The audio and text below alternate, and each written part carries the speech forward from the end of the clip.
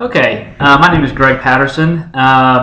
The artwork that I selected is called The Great Bridge Sudden Shower at Otaki. The first mini lesson that I would do is a social studies and art history lesson. It would be, I would introduce the painting, about how it was formed and where it was formed at. And then basically I would go straight into the lesson, talking about different types of landforms that they see and in the picture, as well as the actual area that it is, which is actually in Japan. So they would have to know like the continent that Japan is on and that kind of thing. So basically, the standard I chose was SS1G3. The student will locate major to topographical features of the Earth's surface, which is basically locating the continents like North America, South America, Africa, Europe, and Asia, Antarctica, and Australia. Also, I chose B as a standard, which is locate the major oceans: Arctic, Atlantic, Pacific, and Indian. And then also I chose C, where they can identify different landforms such as mountains, deserts, valleys, plains, plateaus, and coast.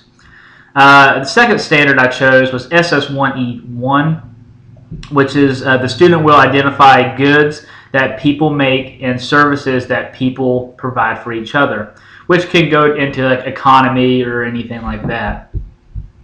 The objectives for this lesson will be to identify different landforms, mountains in the background, that's in the picture, so they should be able to identify those. Also, they need to be able to locate Japan and the continent that it is on. And the third objective I chose was to identify goods and services. The fisherman on the boat in the picture is probably trying to provide for his family or sell fish or whatever it might be in that time.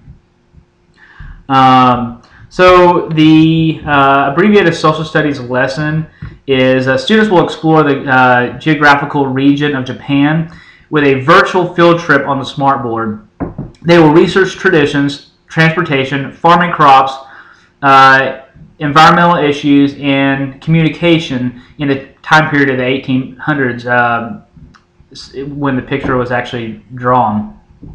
They'll also have to compare and contrast how different that area is today versus back then by making a podcast, and so that way the students can hear their information that they figure out, but also I can assess what they actually know.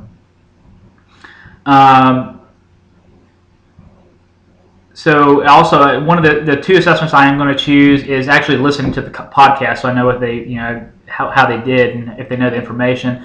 Also, they're going to create a quiz for a partner, like a self-check kind of thing, and then I'll also collect those to check them. The second mini lesson for language arts and aesthetics, I would choose. I would introduce the painting and ask 3 aesthetic questions, which will about their feelings about the painting. The questions I would ask is, how does the painting make you feel towards the Japanese culture? The second one is the artwork beautiful? And the third one, did you enjoy the artwork? The standards I would choose for this lesson would be ELA GSE 1RL9, which is compare and contrast adventures and experiences of characters in a story. Basically, what I would do is I'd have them read a book, which is the book I chose is called Japanese Traditions, Rice Cakes, Cherry Blossoms at Missouri, which they would be able to they would read the book, and then they would have to compare and contrast things that they see in their daily life, and then they would have to actually write their own story about that. The third mini lesson that I chose for math and art criticism, I had to I said I would introduce the painting and discuss art and artwork, as well as 4 criticism questions. The 4 criticism questions I chose was, what is the theme of the artwork? What is unique about this artwork? Why do you think the art was created by the artist? And do you think the artist did a good job with the painting? The standard I chose was MGS1.OA.6. Basically, that's just adding and subtracting numbers up to 20. It's a first grade standard, as of all these are. And basically what I would do is I would point out in the painting which connects to math. I will point out in one of the images which connects to the math topic and briefly describes a classroom lesson. The time period of the painting will be discussed. How many years ago was this painting created? How can we figure that numbers out?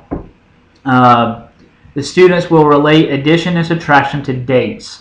So basically, they'll just understand that we know how we can figure out how long ago something was by subtraction, or we can guess we can figure out a year in the future by addition. Basically, the assessment will be the students will discuss how they can find a particular date out. And then the second one will be they'll actually complete a math worksheet for solving date problems. Mini lesson number 4 is science in the art project. They'll have to look at the painting and figure out what they actually see in the painting, which they'll see weather, landforms, maybe other natural resources that the earth has, like the river that is flowing through the painting.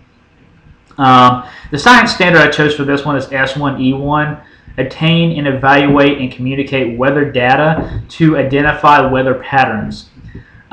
Since it's raining in the picture, obviously, we could do precipitation, any forms of that. And so we could, they could, graph certain amounts of rain outside or anything like that. The visual art standard I chose was VA1PR1, which creates artwork based on personal experience and selective themes. What I would have them do is actually I'd give them a piece of wood, just like the painting was drawn on, and they would have to draw their own experience with dealing with precipitation. Like, for instance, like one I would do would be like when I got caught out in a snowstorm a few years ago, and I could actually draw that.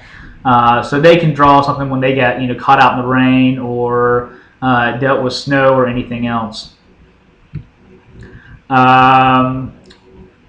Let's see, but with that project, you can, like I said, you can graph precipitation. You can do all types of different things with that standard. And I believe that is it. So thank you for listening, and we'll see you later.